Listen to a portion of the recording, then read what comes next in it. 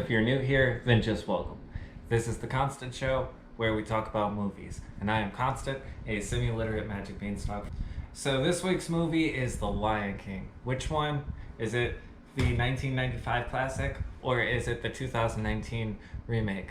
It's kind of both of them, because there's not really that much of a difference between the two.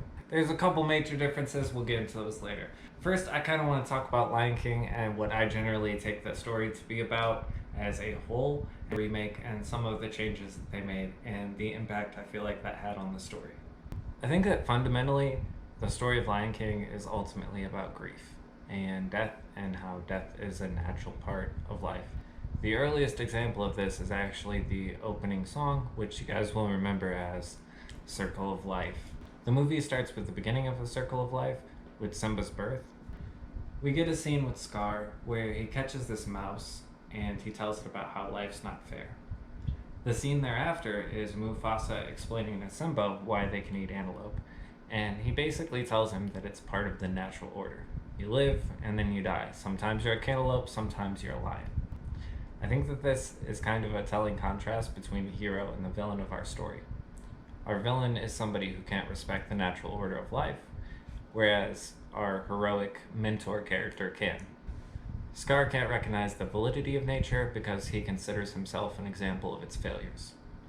In the original version, he says that he's at the shallow end of the gene pool. In the remake, he has the line about how he's still the weaker brother. The next big example is that Simba's first adventure is actually to the elephant graveyard. When Simba goes there, he's intrigued by everything. He's bouncing around and he's happy, kind of showing the naivety of children towards death and danger. Even when Zazu tries to tell him about how dangerous it is to be there, he laughs it off, literally saying, "I laugh in the face of danger." This mentality is quickly shaken though when the hyenas show up. He has his first brush with real death 2 to 3 times in short order.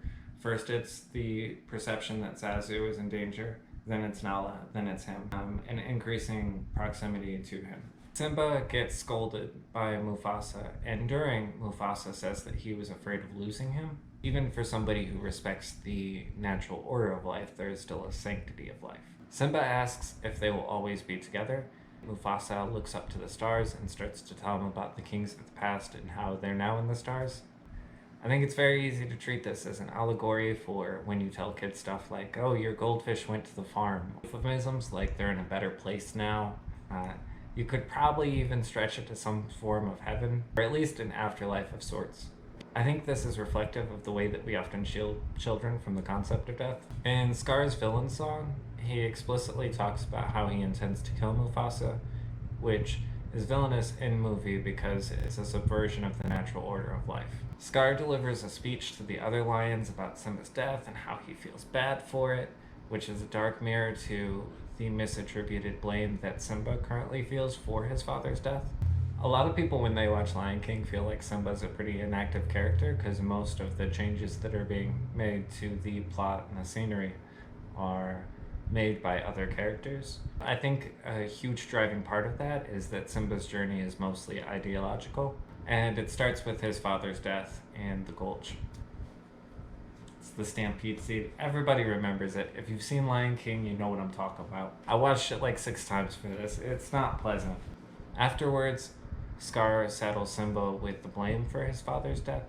I think this is kind of reflective of the way that sometimes people blame themselves after they lose a loved one as sort of a means of coping. I think having the feeling of responsibility over something tragic, you feel less powerless in the face of it. Scar orders the hyenas to attack Simba, which I found to be interesting because it's also a subversion of the natural order, but this time in 2 ways because they're scavengers targeting live prey that is the apex predator of its environment. Timon and Pumbaa function as a support system for Simba pretty much as soon as they meet him, literally protecting him from another personification of death in the form of a vulture that's trying to attack him. They point out that he nearly died and he's depressed, but there's nothing they can do unless they can change the past, which I think is reflective of how Simba doesn't respect the order of life and death at this point, the circle of life, if you will.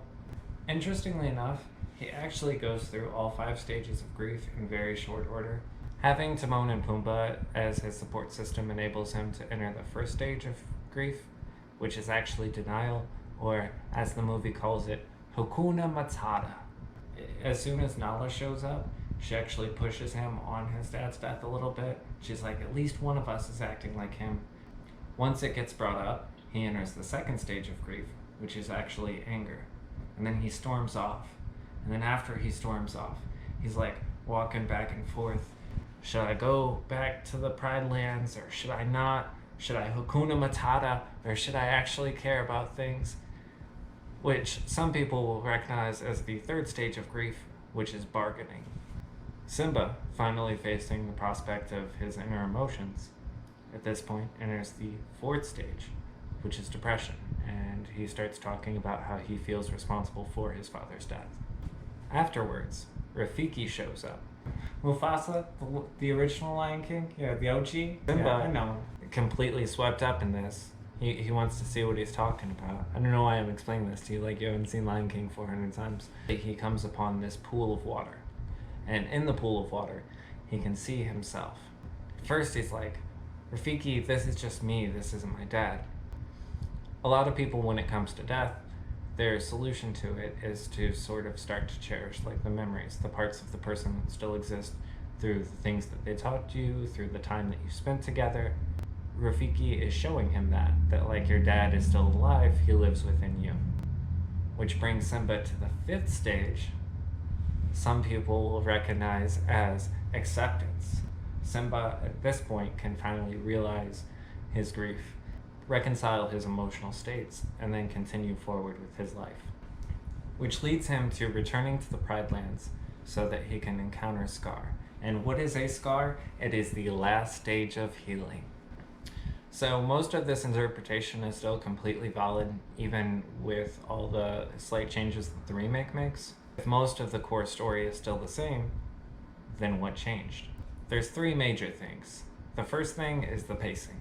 Everything is stretched out. A lot of the scenes are longer, which I feel like is kind of a tough sell, because a lot of the early story is pretty dark, and it doesn't really pick up until Timon and Pumbaa get there. Whenever they get there in this movie, though, it's pretty epic. They were like one of my favorite parts is Billy Eichner and Seth Rogen, and you could just totally buy them as comedically platonic life partners. It was a burst of fresh air in a movie that it needed a window open, you know what I'm saying? The second major change is that I'm sure you know this one, it's now in 3D instead of 2D. This would be pretty cool, except for the fact that I don't know lion emotions. I'm not really that great at reading lion facial expressions. But like, can you tell what this lion's thinking? What about this one? Or this one? I don't know, because they're lions. I'm not a lion, I'm a person. And when the core point of your story is an emotional impact, I think the inability for me to like read any facial expression, it's a tough sell. The third major change. You guys ready? They gave Scar a complete and total overhaul as a character. He's a lot less effective for starters. So in the original, this mouse scene, it lasts like 5 seconds. Scar like slams his hand down, he gets the mouse, and he starts rolling it through his fingers like a magician with a quarter. In the remake, this scene lasts forever. I gotta watch the mouse like its entire journey up through these branches and a tree and a flower just so it can get there. And then when it gets there, it takes Scar forever and I have to actually catch this thing, which at this point just makes him look extremely incompetent. I think the difference between these two scenes really illustrates the difference in Scar's character. In the original, he's patient and he's vicious. In the remake, he's clumsy and it doesn't really make sense. In the original, Scar is like cuddling Simba and he's basically pretending to be a good uncle as he like fills his head with like trash. In the remake, they have him say, I don't want to babysit. Like he's too cool to hang out with Simba now. But it makes no sense for his character because he's supposed to be like a social manipulator. Like he's waited years and years for an opportunity to pop up.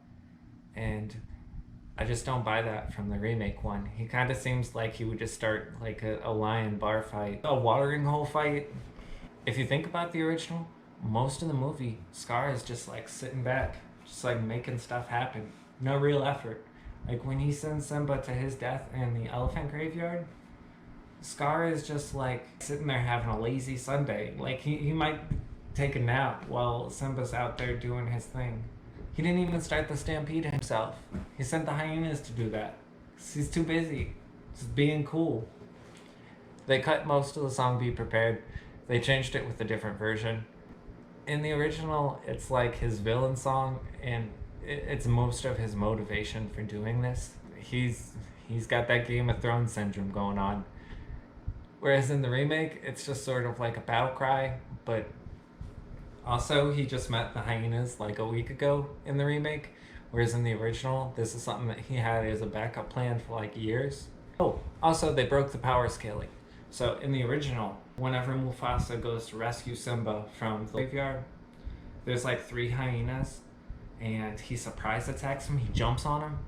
In the remake, they have the entire hyena army, right? And Mufasa shows up, and he's just like ripping through them like it's nothing. The entire army backs down to him, which makes it look kind of pathetic at the end when there's like 9 or 10 lions, and they haven't done anything about this hyena problem. Rafiki no longer has a stick. It's meaningful, right? He's still a magic monkey though, I think. This movie is like a Spot the Difference, where one of them is 2D and then the other one is 3D, but there's not actually a difference between them. This movie is like if somebody made a Disney film using only National Geographic footage. This movie is like looking at somebody's Photoshop vacation pictures, but they're like really well Photoshopped. This movie is like if you use the Avatar technology to remake Lion King instead of Anastasia, Hercules, Atlantis, Tarzan. You know, those films where people could emote. This movie is like if you remade Chip and Dale Rescue Rangers in 3D, but you didn't want to let them wear their hats because of realism. This movie was like watching James Cameron read his children The Lion King as a bedtime story, because it was long, kind of rambly, and there was like way more special effects than it actually needed. Overall, I feel like either Lion King you watch, you're probably going to have a good experience. The remake is like 2 hours long though, so that's a little rough. I do feel like the remake wasted a huge opportunity with both its technology and its content. I think it's cool that they did try to make some changes to the source material, even if they didn't really work. They changed things in kind of like a head-scratchy sort of way. Like for instance, one of the hyenas is like, "The lions and hyenas have been at it for years." It's like a hyena historian somewhere. Like, that's been the movie. Those are my thoughts. I hope you guys had a good time. I know I did. Like, comment, subscribe. I don't hang out with many lions on a regular basis. I'm more of a tiger guy, really. And then they're all like, I don't know what that was.